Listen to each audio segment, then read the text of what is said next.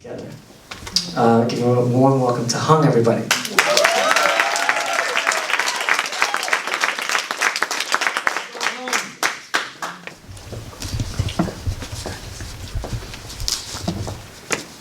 I was born in Vietnam when I was 6 years. My dad would pass away when I was a kid.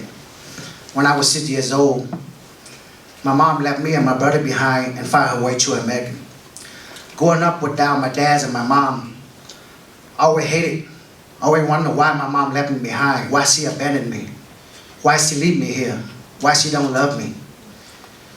When I was 14, I finally united with my mothers in the United States. Come to this country without speaking any words of English, I don't make any friend. School become a very difficult place for me. And when I come here, I found out that my mom have another kid, my little sister. She only 1 year old at that time when I arrived to this country. My mom constantly working as a single mom to take care of 3 kids. She never home, she never with me. So even come over here, I'm still thinking my mom was chasing after money and her happiness over my care and my need. I constantly got picked, bullied, and teased in high school. That's why I'm joining gang, because they give me a sense of belonging. They protected me when I needed it.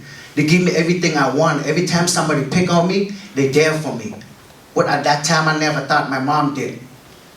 I joined gang for 5 years, just came into this country at 1 o'clock in the morning, August 24th, 1998. At 1 a.m. in the morning, they called me and said, we needed your help. We ran into a rival gang and we need you to be here to back us up.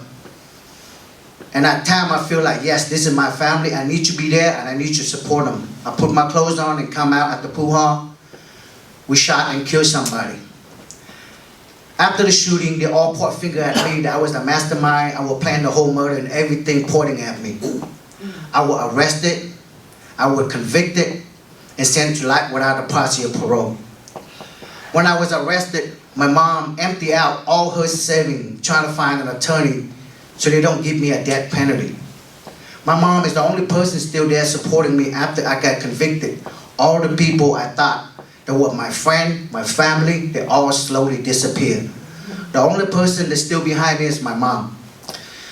In 2000, when I first arrived to prison as a 21-year-old kid, the first time my mom come visit me, we just sit at the table and cry. She told me something that stuck with me for the rest of my life. She said, I wish I can trade my life with you. I wish I can sit in that prison cell while you out here enjoying your life. You were too young. You was only 19-year-old kid.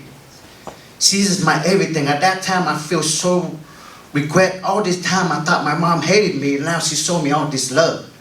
She's my rock. She's everything. She always told me never give up. Even though I got sent to life without parole, she told me never give up. Always fighting. Fight your way home, son. Fight your way home.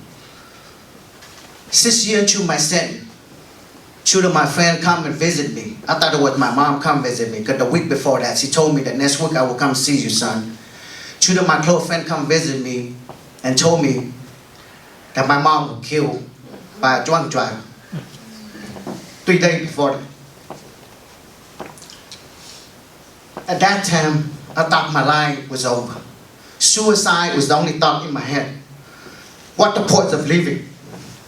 I would never go home. The only person cared about me, now take away from me. There's no reason for me to live.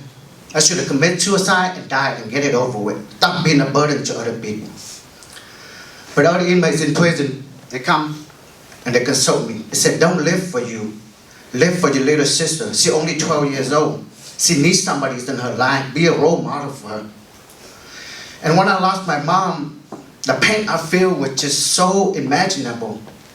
It made me feel and realize that the person that I killed, what their parents would feel like when they got that news that their son was killed or their daughter was killed. And I did that.